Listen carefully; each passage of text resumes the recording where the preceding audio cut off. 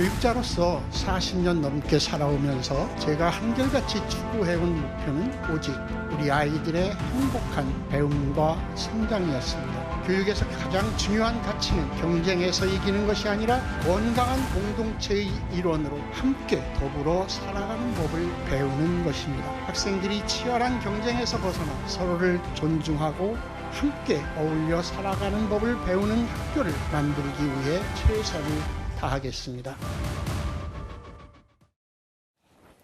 이진숙 전 교육부 장관 후보자가 낙마한 지 약 40일 만에 최교진 교육부 장관 후보자의 인사청문회가 오늘 열렸습니다.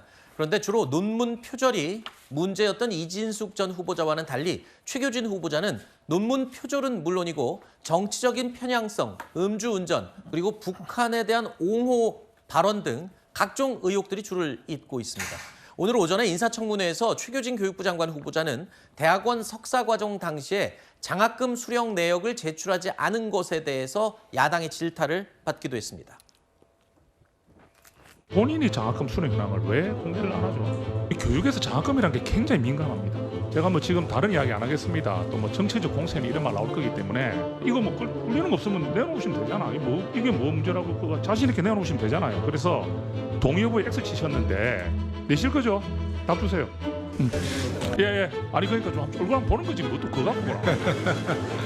자, 위원장님 말씀해 주세요. 네. 우리 사회 말이야, 그지? 네. 그죠? 네, 제출하도록 하겠습니다.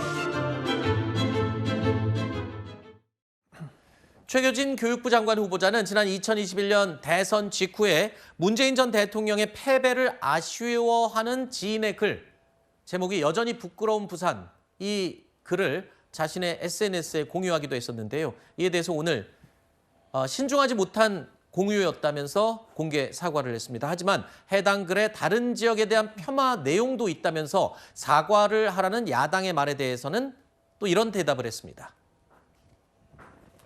아까 부끄러운 부산이라는 글에 대해서 사과를 하신 것은 매우 다행스럽다고 생각합니다. 그러나 그 글에 부산만 지역을 폄하한 것이 아닙니다. 문재인 후보에게 몰표를 준 광주와 또 다른 후보에게 몰표를 준 대구는 다르다. 대구는 정의롭지 않은 듯한 지역으로 폄하한 글이었습니다. 이 자리에서 이 부분에 대해서도 대구 시민 여러분들께도 후보자는 사과하시기 바랍니다. 왜 끼어드시죠? 네. 왜 제가 얘기하고 있는데 끼어드십니까? 조용히 하십시오. 청문회와 상관없는 발언도 하셨는데 청문회와 상관 있는 후보자에 대한 발언입니다. 여전히 부끄러운 부산이라고 하는 시는 제가 쓴 시가 아니고 다른 분이 쓴 시를 그냥 공유했던 차원이어서 그 상세한 내용 하나하나까지를 제가 다 책임지고 한 분은 아니라고 생각이 듭니다. 최교진 장관 후보자를 둘러싼 각종 의혹들이 청문회 전날인 어제까지도 계속 이어졌었는데요. 또 새로 나온 의혹이 있습니다. 과거에 최교진 후보자가 중학교 교사 시절에 여학생의 뺨을 때린 사실을 고백한 인터뷰가 뒤늦게 알려졌어요. 이게 또 논란이 되고 있더군요. 왜 뺨을 때렸습니까? 전교 1등이 12등을 했다라고 우는 것이 모르겠습니다. 뭐 꼴찌는 죽으라는 것인가라고 하는 어떤 감정적인 자기 생각을 절제하지 못해서 따귀를 때렸다라고 하는 내용을 본인 입으로 얘기를 했다는 겁니다. 굉장히 내용이 충격적인 건데 그 충격적인 내용을 글쎄요, 자기의 치적처럼 이야기하는 것 자체가 저는 더 문제라고 생각을 하거든요. 이분의 지금 제가 지금까지 지켜봤던 여러 장관 후보자 중에서 정말 가장 부적격하다라고 단호하게 이야기를 할 수 있을 정도의 이력을 가지고 계신 분인데 다 나열할 수가 없을 정도입니다. 그중에 가장 큰 문제가 또 다른 발언들이거든요. 교육관이 그 나이스 제도를 평가를 하면서 그 제도를 보완하기 위해서 학생들을 제대로 평가를 하기 위해서는 혼자 있는 방에 들어가서 같이 술도 먹고 목욕도 해봐야 된다. 이런 이야기를 또 언론 인터뷰에서 하셨어요. 미성년자를 상대로 같이 술도 먹고 목욕도 해봐야 그 학생을 평가를 할 수가 있다.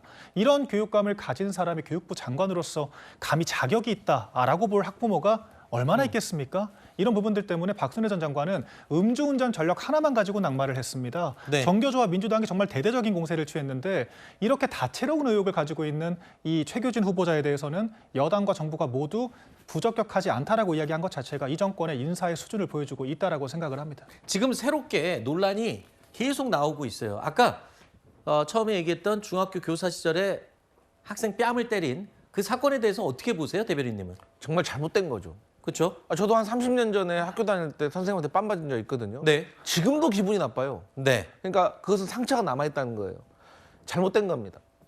그런데 제가 기사 쭉 다 읽어보니까 이제 그 학생도 어쨌든 이 최교진 후보자를 나름대로 용서를 했다고 합니다. 그렇기 때문에 사실 당사자에게 용서를 받았기 때문에 이것을 계속해서 지적하는 것이 옳은가. 하지만 그때 당시의 행동은 분명히 잘못됐다라고 보고 있고 네.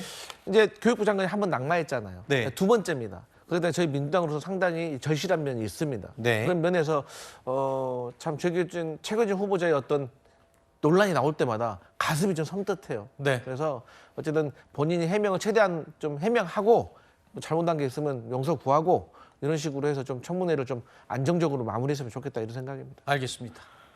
아무리 두 번째 후보자여서 좀 통과됐으면 좋겠다라는 마음은 민주당 여당의 마음은 대통령실의 마음은 이해합니다만 그렇다고 해서 교육을 책임져야 될 수장의 자격과 자질에 대해서 검증을 소홀히 해서는 안 되겠죠. 최교진 후보자의 각종 의혹들에도 불구하고 대통령실은요. 결격 사유가 그렇게 크게는 없다라는 입장입니다. 이번에 지금 이제 네 분의 장관급 청문회가 있는데요. 지금까지 거론된 걸 쭉 봤는데 네 분 다 크게 뭐 장관직을 수행하는데 결정적인 무슨 문제가 있다고 보지는 않습니다. 정말 파면 팔수록 괴담만 터져 나옵니다. 2025년 교육부 장관이 학생의 따귀를 때리는 사람이 되어서 된다고 생각하십니까? 아직도 학생의 처벌을 그리고 따귀를 때릴 수 있다는 그런 생각을 갖고 있는 인물이 교육부 장관이 되어도 된다는 생각을 하는 이 정부가 정말로 무섭습니다. 아마 국민들한테 따귀를 맞을 거라고 생각합니다. 자, 오늘도 오후에 계속 이어질 인사청문회 계속 지켜보겠습니다.